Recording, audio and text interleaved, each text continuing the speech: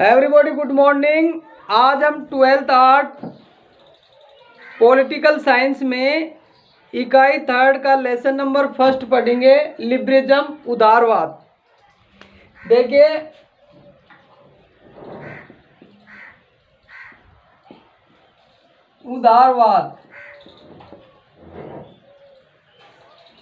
उदारवाद जो है वो लिबरलिज्म जो है शब्द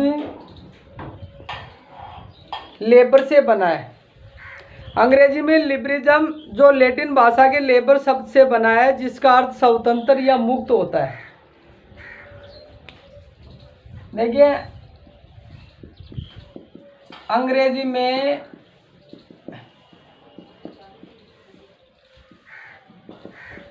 लिबरलिज्म लैटिन भाषा के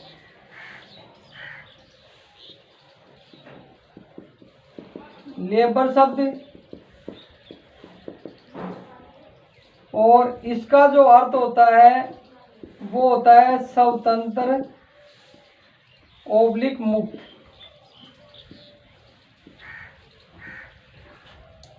उदारवाद व्यवस्था जो है 16वीं शताब्दी में आरंभ हुई। इसके जनक जॉन लॉक, समर्थक जो है बेंथम एडम स्मिथ। ये जो व्यवस्था है, ये व्यवस्था देखिए मुख्य रूप से व्यक्तिवाद पर बल देती है और राज्य की सीमितता पर बल देती है।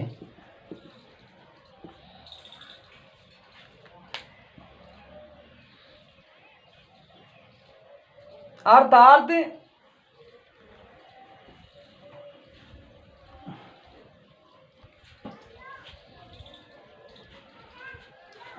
उदारवाद की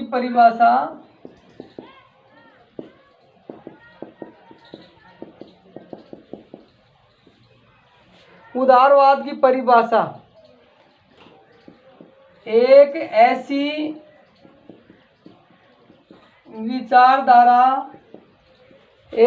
विचारधारा जिसमें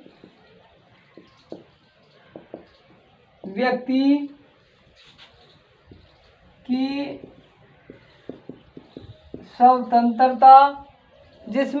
की स्वतंत्रता पर अत्यधिक बल दिया जाता है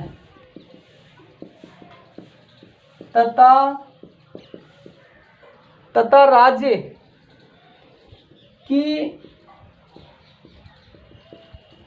सीमितता पर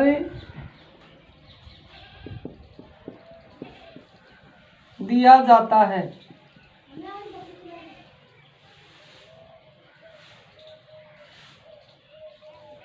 उदारवाद शब्द का सर्वप्रथम देखिए प्रयोग जो है, उदारवाद शब्द का सर्वप्रथम प्रयोग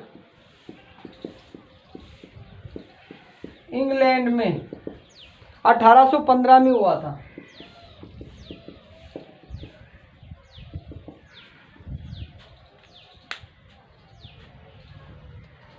देखिए, उदारवाद की हम उत्पत्ति के बारे में देखें तो देखिए, उदारवाद की उत्पत्ति मध्यकालीन व्यवस्थाओं में राज्य और चर्च के बीच की जो व्यवस्थाएं थी, उन व्यवस्थाओं में कई विरोधाभास विचार उत्पन्न हुए और उन विरोधाभास विचारधाराओं के कारण जो है उदारवाद विचारधारा का विकास हुआ, उदय हुआ। इसमें देखिए, सामंतवाद व्यवस्था थी वो ज़्यादा पनप रही थी। इस सामंतवाद व्यवस्था को जो है समाप्त करने के लिए धर्म सुधार आंदोलन हुए, पुनर्जागरण हुआ, औद्योगिक क्रांतियां हुई, पूंजीपति वर्ग का उदय हुआ। निरंकुशवाद के विरुद्ध जो है प्रतिक्रियाएं स्टार्ट हुई। ये सारी व्यवस्थाएं जो है इसकी उत्पत्ति के कारण है।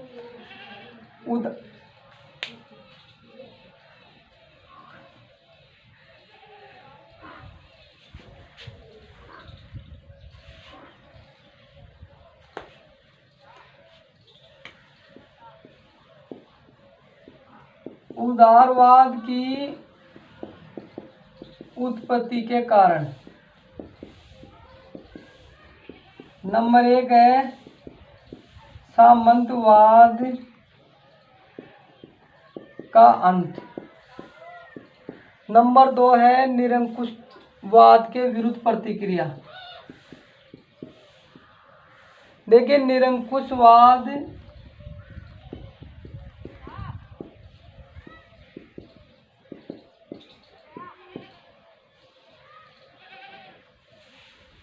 तीन नंबर है पुनर्जागरण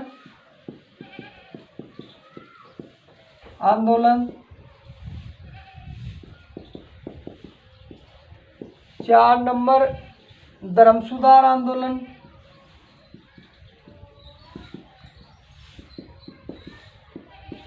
और 5 नंबर पे है क्रांति, औद्योगिक क्रांति। सबसे पहले इंग्लैंड में हुई औद्योगिक क्रांति। यह जो है उदारवाद की उत्पत्ति के कारण है।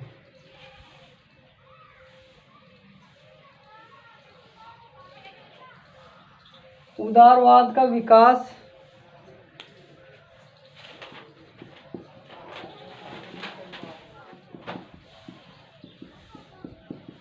देखिए उदारवाद का विकास देखें तो उदारवाद सामंतवादी व्यवस्था के पतन और यूरोप की 2 महान क्रांति के कारण जो है इसका विकास हुआ है। पहली क्रांति थी पुनर्जागरण, दूसरी थी धर्म सुधार आंदोलन। यूरोप में जो है यूरोप की 2 क्रांतियां, एक नंबर जो क्रांति थी वो थी देखिए पुनर्जागरण, और दूसरा था धर्म सुधार आंदोलन।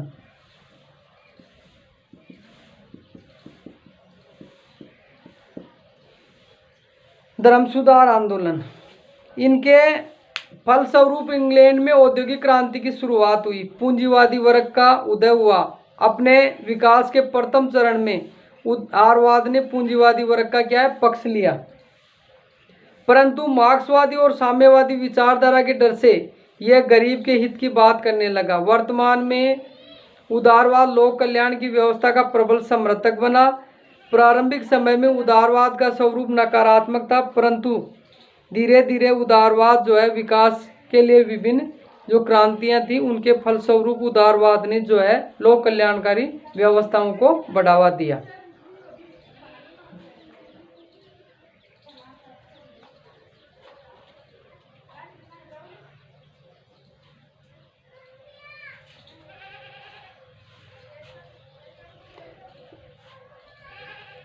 देखिए कुछ क्रांतियां हुई, उन क्रांतियों में देखिए मुख्य रूप से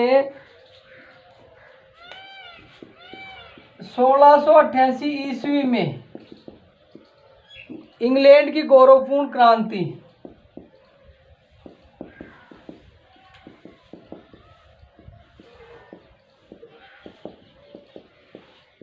यह इंग्लैंड की गौरवपूर्ण क्रांति जो है व्यक्तिवाद पर बल देती थी।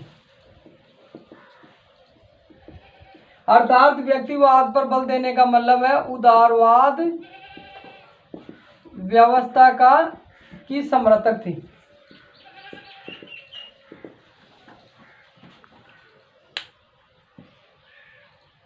नंबर 2 है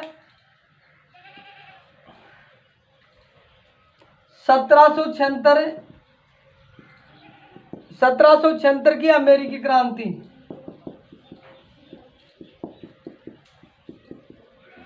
देखिए यह अधिकारों पर बल देती थी, व्यक्ति के जो अधिकार हैं, और इसके बाद में देखिए 1789 ईस्वी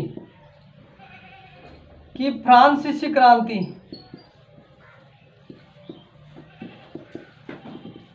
ये फ्रांसीसी क्रांति जो है स्वतंत्रता, समानता और बंधुत्व पर बल देती थी।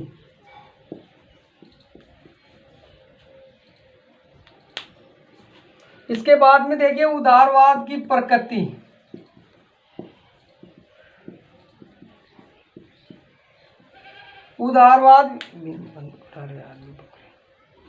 उदारवाद की प्रकृति देखिए 1688 की इंग्लैंड की गौरवपूर्ण क्रांति, 1779 की 1779 की फ्रांस की क्रांति, 1776 की जो है अमेरिकी क्रांति, ये जो है क्रांतियां हुई, संग्राम हुए, इन्होंने उदारवाद विकास में महत्वपूर्ण भूमिका निभाई और इनके फलस्वरूप उदारवाद व्यक्ति की स्वतंत्रता और अधिकारों पर अधिक बल देता था। तब जो है उदारवाद व्यवस्था का विकास जो है अच्छा हुआ और इन तीनों क्रांतियों के फलस्वरूप जो है उदारवाद ने अपनी व्यवस्था को और अपनी नींव मजबूत की। धन्यवाद।